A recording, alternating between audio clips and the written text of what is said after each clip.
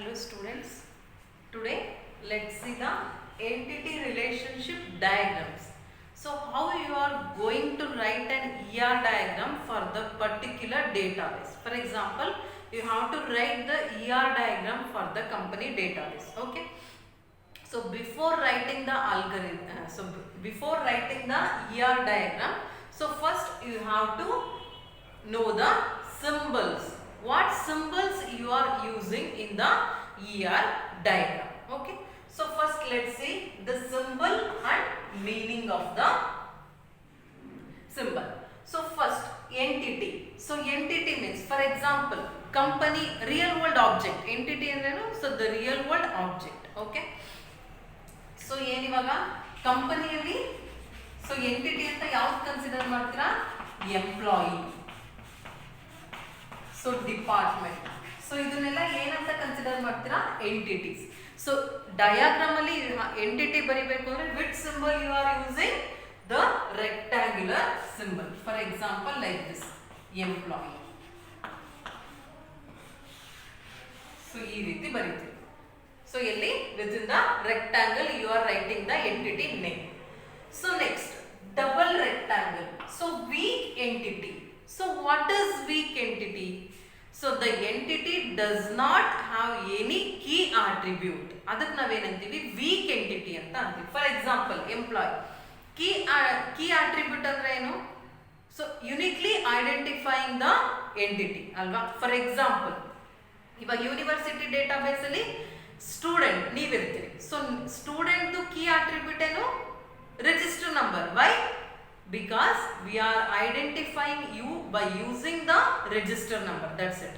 So ಯಾವ್ದ್ರಿಂದ ನಿಮ್ಮನ್ನು particular ಆಗಿ ಐಡೆಂಟಿಫೈ ಮಾಡ್ತಾರೋ ಅದಕ್ಕೆ ಕೀ ಅಟ್ರಿಬ್ಯೂಟ್ ಅಂತ ಅಂತೀವಿ. ಸೊ ಎಂಪ್ಲಾಯಿಲಿ social security number is the key attribute. Why? Names repeat ಆಗಿರುತ್ತೆ. ನಿಮ್ಮ ನೇಮೇ ಇನ್ನ ಇಬ್ರು ಮೂವರಿಗೆ ಇರ್ಬೋದು ಇಡೀ ಡೇಟಾಬೇಸ್ ಅಲ್ಲಿ. ಸೊ ನೇಮ್ ಇಂದ ನಿಮ್ಮನ್ನ ಐಡೆಂಟಿಫೈ ಮಾಡೋಕ್ಕಾಗಲ್ಲ. ಬಟ್ ಎಂಪ್ಲಾಯೀಸ್ಗೆ ಸೋಷಿಯಲ್ ಸೆಕ್ಯೂರಿಟಿ ನಂಬರ್ ಅಂತ ಇರುತ್ತೆ. So by using that they are identifying the employee. ಅದಕ್ಕೆ ನಾವೇನಂತೀವಿ? ಕೀ ಅಟ್ರಿಬ್ಯೂಟ್ ಅಂತ ಅಂತೀವಿ. ಸೊ ಯಾವುದು ಎಂಟಿಟಿ, ಇವಾಗ ಎಂಪ್ಲಾಯಿಗೆ ಕೀ ಅಟ್ರಿಬ್ಯೂಟ್ ಇದೆ, ಅದಕ್ಕೆ ನಾವೇನಂತೀವಿ? ಸ್ಟ್ರಾಂಗ್ ಎಂಟಿಟಿ ಟೈಪ್ ಅಂತ ಅಂತೀವಿ. ಬಟ್ ಸಮ್ ಎಂಟಿಟೀಸ್ಗೆ ಕೀ ಅಟ್ರಿಬ್ಯೂಟೇ ಇರಲ್ಲ. ಅಂದ್ರೆ ಅದನ್ನ ಯಾವುದೇ ಒಂದು ಕೀ ಇಂದ ಕರೆಕ್ಟ್ ಆಗಿ ಐಡೆಂಟಿಫೈ ಮಾಡಕ್ಕೆ ಬರಲ್ಲ. ಸೊ ಅಂತದಕ್ಕೆ ನಾವೇನಂತೀವಿ? ವೀಕ್ ಎಂಟಿಟಿ ಟೈಪ್ ಅಂತ ಅಂತೀವಿ. Okay. So that is weak entity. So next relationship ನ ನಾವು ಯಾವ್ದ್ರಿಂದ ಇದು ಮಾಡ್ತೀವಿ? By using the rhombus symbol, this symbol. For example ಹಿಂಗೆ ಕನೆಕ್ಟ್ ಮಾಡ್ತೀರಾ? So department,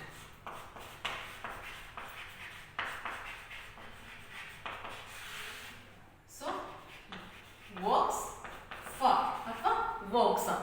Okay, works for this employees works for this department. Okay, so ಇದಕ್ಕೆ ಏನಂತೀವಿ ನಾವು? ರಿಲೇಶನ್ಶಿಪ್ ಅಂತ ಅಂತೀವಿ. So relationship means they are connecting the two entities. ಅದಕ್ಕೆ ಏನಂತೀವಿ? Relationship. So relationship ನ ಯಾವ ಸಿಂಬಲ್ ಅಲ್ಲಿ ಇದು ಮಾಡ್ತೀವಿ? ರಾಂಬಸ್ ಸಿಂಬಲ್ ಅಲ್ಲಿ ಯೂಸ್ ಮಾಡ್ತೀವಿ. ಸೊ ಡಬಲ್ ರಾಂಬಸ್ ಇದ್ರೆ ಐಡೆಂಟಿಫೈಯಿಂಗ್ ರಿಲೇಶನ್ಶಿಪ್ ಅಂತ ಅಂತೀವಿ. So what is identifying relationship? The relationship is connecting with the weak entity type. For example, ಇದು ಯಾವುದು weak entity type ನ ಇದು ಕನೆಕ್ಟ್ ಮಾಡ್ತಿದೆ ಅಂದ್ರೆ, so this relation should be identifying relationship. So identifying relationship ಅಂದ್ರೆ that is connecting the weak entity with another entity. So ಅವಾಗ ಮಾತ್ರ ನಾವು identifying relationship ಯೂಸ್ ಮಾಡ್ತೀವಿ. ಅದರ್ವೈಸ್ ಸ್ಟ್ರಾಂಗ್ ಎಂಟಿಟಿ ನ ಕನೆಕ್ಟ್ ಮಾಡ್ತಿದ್ರೆ relationship. That's it. So weak ಎಂಟಿಟಿನ connect ಮಾಡೋದಕ್ಕೆ ನಾವು ಯಾವ್ದು ಯೂಸ್ ಮಾಡ್ತೀವಿ? ಐಡೆಂಟಿಫೈಯಿಂಗ್ ರಿಲೇಶನ್ಶಿಪ್ ಅಂತ ಅಂತೀವಿ. Okay. So this oval symbol. Oval symbol ಏನಕ್ಕೆ ಯೂಸ್ ಮಾಡ್ತೀರಾ? Attribute. For example salary,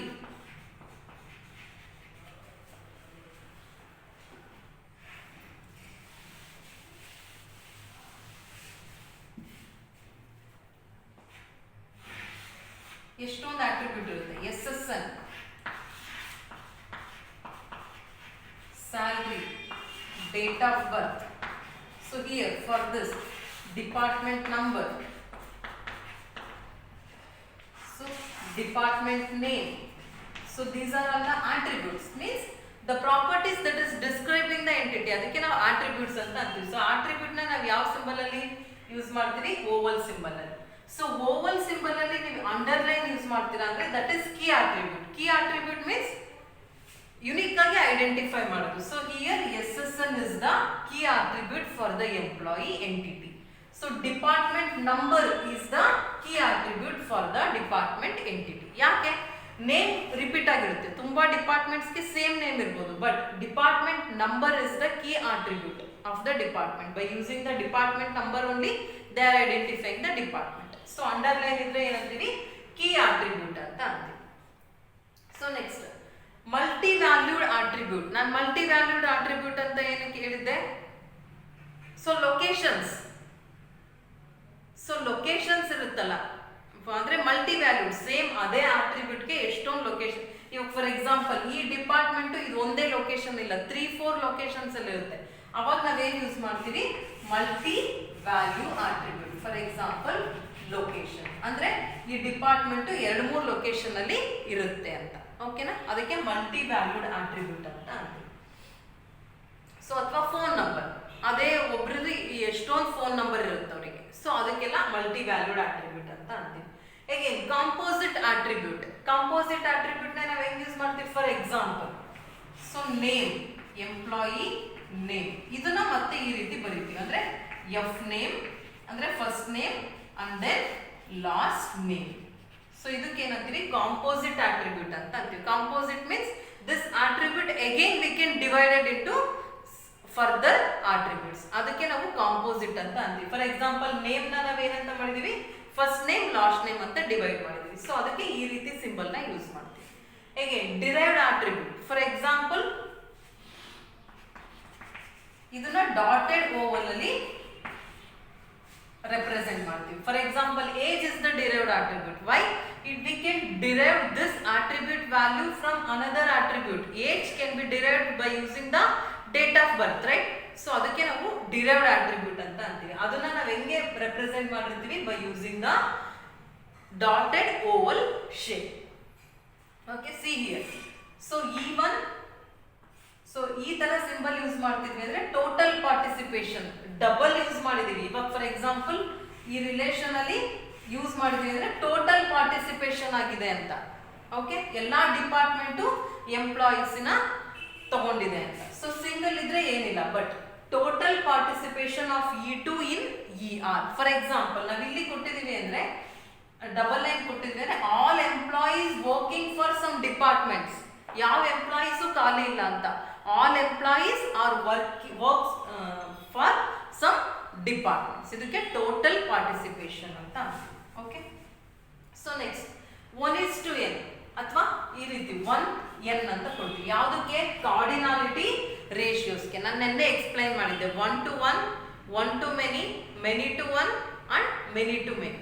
so 1 to 1 ಅಂದ್ರೆ 1 1 ಅಂತ ಬರೀತೀವಿ. ಅಂದ್ರೆ only one employee is working for one department ಅಂತ. Again only one department can have only one employee ಅಂತ. 1 into n ಅಂತ ಇದೆ. ಸೊ 1:n ಅಂದ್ರೆ one employee can work for many departments ಅಂತ. ಓಕೆ, ಬಟ್ ಇದೇನು many to one. Many to one ಅಂದ್ರೆ n into 1. So many employees can work for one department. So next many to many ಅಂದ್ರೆ ಏನಂತ ಕೊಡ್ತೀರಾ? MN ಅಂತ ಕೊಡ್ತೀರಾ. ಅಂದ್ರೆ many employees works for many department ಅಥವಾ many departments can have many employees. So these are all the cardinality ratios representing. 1:1 ಇದ್ರೆ 1 1 ಅಂತ ಕೊಡ್ತೀರಾ. 1 to many ಇದ್ರೆ 1n, many to 1 ಇದ್ರೆ n1, many to many ಇದ್ರೆ mn ಅಂತ ಕೊಡ್ತೀರಾ. So these are all the symbols we are using in the ER diagram. So entity means rectangle. Double rectangle is a weak entity. Weak entity means that does not have any key attribute. ಅದಕ್ಕೆ weak entity ಅಂತೀವಿ. So rhombus is relationship. Double is identifying relationship. Identifying relationship means it will connect the weak entity. So oval means attribute. So with underline means that is the key attribute. Double means multi-valued attribute. This is composite attribute. Dotted oval means derived attribute. And then the double line means total participation of this entity in the relationship, again cardinality ratio. So these are all the symbols we are using in the ER diagram. Okay. So next let's see the extended ER features.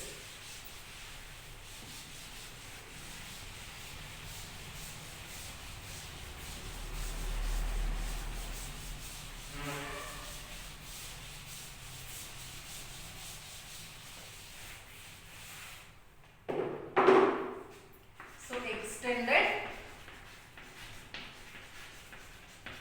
ER features.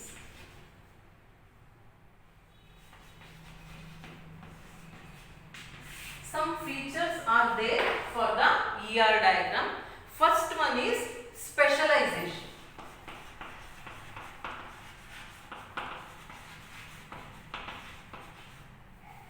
So specialization anta ante. So the first feature of the ER diagram.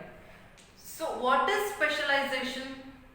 The process of designating subgroupings within an entity. ಅದಕ್ಕೆ ಏನಂತೀವಿ specialisation ಅಂತ ಅಂತೀವಿ. ಅಥವಾ higher level entity can be broken into two lower level entities. ಅಂದ್ರೆ for example ಇವಾಗ person ಅಂತ ಇರುತ್ತೆ. This is entity.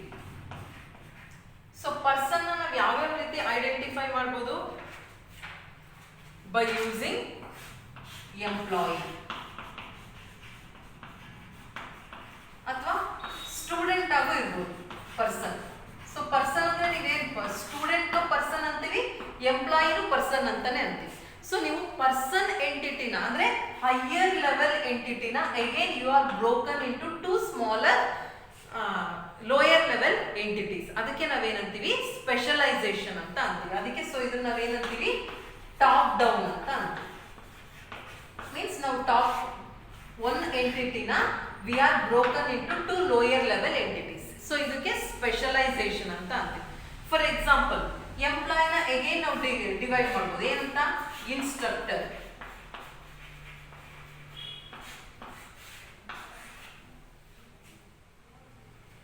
ಅಥವಾ ಯಾವುದು lecturer. So employees two types ಇರ್ತಾರೆ, ಲೆಕ್ಚರರ್ ಇರ್ತಾರೆ, ಇನ್ಸ್ಟ್ರಕ್ಟರ್ ಇರ್ತಾರೆ. ಓಕೆನಾ?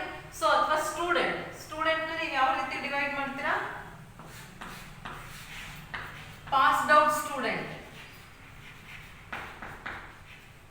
and then current student.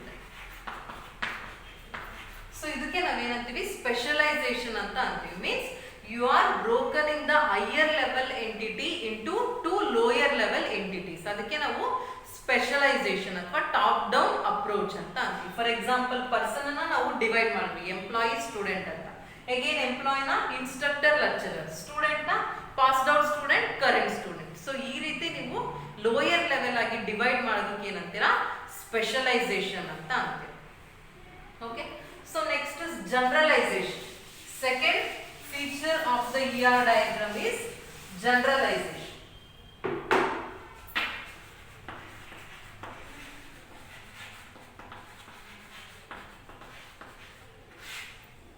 So what is generalization? This is bottom up approach. That is top down, this is bottom up approach. So ಏನಂತೀವಿ we are combining the lower level entities and we are forming one higher level entity. ಅದಕ್ಕೆ ನಾವೇನಂತೀವಿ bottom up ಅಂದ್ರೆ ಉಲ್ಟಾ specialisation. There we are dividing the entities, but here we are combining the two lower level entities to form a one higher level entity. ಅದಕ್ಕೆ ನಾವು generalisation ಅಂತ ಅಂತೀವಿ. For example so saving, ಎರಡು entity ಇದೆ, saving and then current. Bank ಅಲ್ಲಿ saving account, current account ಎರಡು ತರ ಇರುತ್ತೆ. ಸೊ ನಾವು ಇದನ್ನ ಏನ್ ಮಾಡ್ತೀವಿ ಕಂಬೈನ್ ಮಾಡಿ ಏನ್ ಮಾಡ್ತೀವಿ ಅಕೌಂಟ್ ಅಂತ ಮಾಡ್ತೀವಿ. Okay. So bottom up approach means we are combining the two lower level entities and we are forming one higher level entity. So ಇದಕ್ಕೆ ಏನಂತೀವಿ ಜನರಲೈಸೇಷನ್ ಅಂತ. ಓಕೆನಾ? So next is attribute inheritance.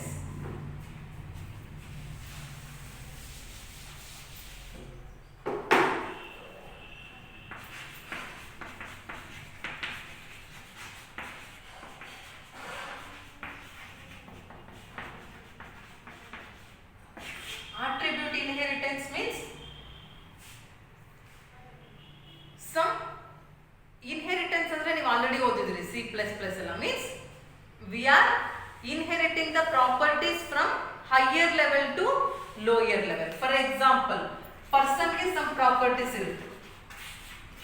So ಯಾವುದು properties ಇರುತ್ತೆ? Attributes. So employee and then student. So some properties of the employee is inherited from the person employee. Means lower level entities can inherited the properties from higher level entities. ಅದಕ್ಕೆ ಏನಂತೀವಿ? attribute inheritance ಅಂತ ಅಂತೀವಿ. Means a property of the higher and lower level entities created by specialization and generalization. ಎರಡೂ use ಮಾಡ್ತೀವಿ, specialization ಮತ್ತೆ generalization. Means lower level entity attribute is inherited from the higher level entity attributes. ಅದಕ್ಕೆ ನಾವೇನಂತೀವಿ? For example student and employee inherit the attributes from the person. So ಇಲ್ಲಿ ಯಾವುದು name ಅಂತ ಇರುತ್ತೆ, so ಅದನ್ನ ಇದು ಇನ್ಹೆರಿಟ್ ಮಾಡ್ಕೋಬಹುದು ನೇಮ್ ಅಂತ. ಓಕೆನಾ? attributes ನ ಇನ್ಹೆರಿಟ್ ಮಾಡ್ಕೊಳ್ಳುತ್ತೆ ಲೋಯರ್ ಲೆವೆಲ್ ಎಂಟಿಟೀಸ್. ಎಲ್ಲಿಂದ? From higher level entities. ಇದಕ್ಕೆ ನಾವೇನಂತೀವಿ? attribute inheritance ಅಂತ ಅಂತೀವಿ. So next, the last feature of the ER diagram is aggregation.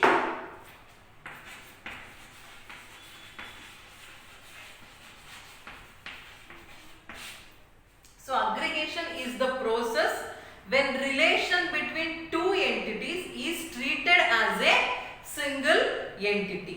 So ಅದಕ್ಕೆ ನಾವೇನಂತೀವಿ?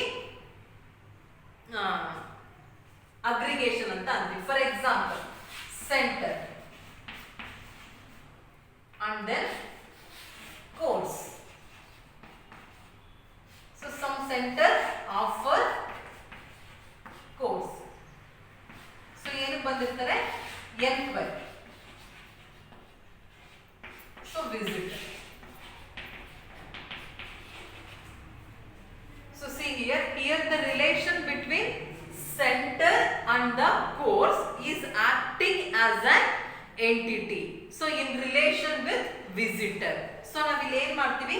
ಸೆಂಟರ್ ಮತ್ತೆ ಕೋರ್ಸ್ ಮಧ್ಯೆ ಏನಿದೆ? ಆಫರ್. ಅಗೇನ್ ವಿಸಿಟರ್ ಮತ್ತೆ ಕೋರ್ಸ್ ಮಧ್ಯೆ ಎರಡೆರಡಿದೆ, ಎನ್ಕ್ವೈರ್ ಮತ್ತೆ ಆಫರ್. ಸೊ ನಾವು ಇದನ್ನ ಏನ್ ಮಾಡ್ತೀವಿ? ಅಗ್ರಿಗೇಟ್ ಮಾಡ್ತೀವಿ. ಏನಂತ? So aggregation means process when relation between two entities is treated as a single entity. So ಇವೆರಡನ್ನೂ ಸೇರಿ ಏನ್ ಮಾಡ್ತೀವಿ? ಒಂದು ಸಿಂಗಲ್ ಎಂಟಿಟಿ ಅಂತ ಕನ್ಸಿಡರ್ ಮಾಡ್ತೀವಿ. ಸೊ ಅದಕ್ಕೆ ನಾವು ಅಗ್ರಿಗೇಷನ್ ಅಂದ್ರೆ ಯಾವುದೋ ಒಂದು ರಿಲೇಷನ್ ನಾವು ಎಂಟಿಟಿ ಅಂತಾನೆ ಕನ್ಸಿಡರ್ ಮಾಡ್ತೀವಿ. ಸೊ ಅದಕ್ಕೆ ನಾವೇನಂತೀವಿ? ಅಗ್ರಿಗೇಷನ್ ಅಂತ ಅಂತೀವಿ. So these are all the features of the ER diagram. Specialization means you are broken the higher level entity into two lower level entity. Generalization means you are combining the lower level entities and you are forming one higher level. Attribute inheritance means lower level entity attributes can be inherit from the higher level entity attributes. Okay? And then aggregation means you are combining the two entities, that relationship is treated as entity. ಅದಕ್ಕೆ ಏನಂತೀವಿ? aggregations ಅಂತ ಅಂತೀವಿ. Okay, so these are all the features of the ER diagram. So in the next class, let's see how to write an ER diagram for a particular database. Okay, thank you.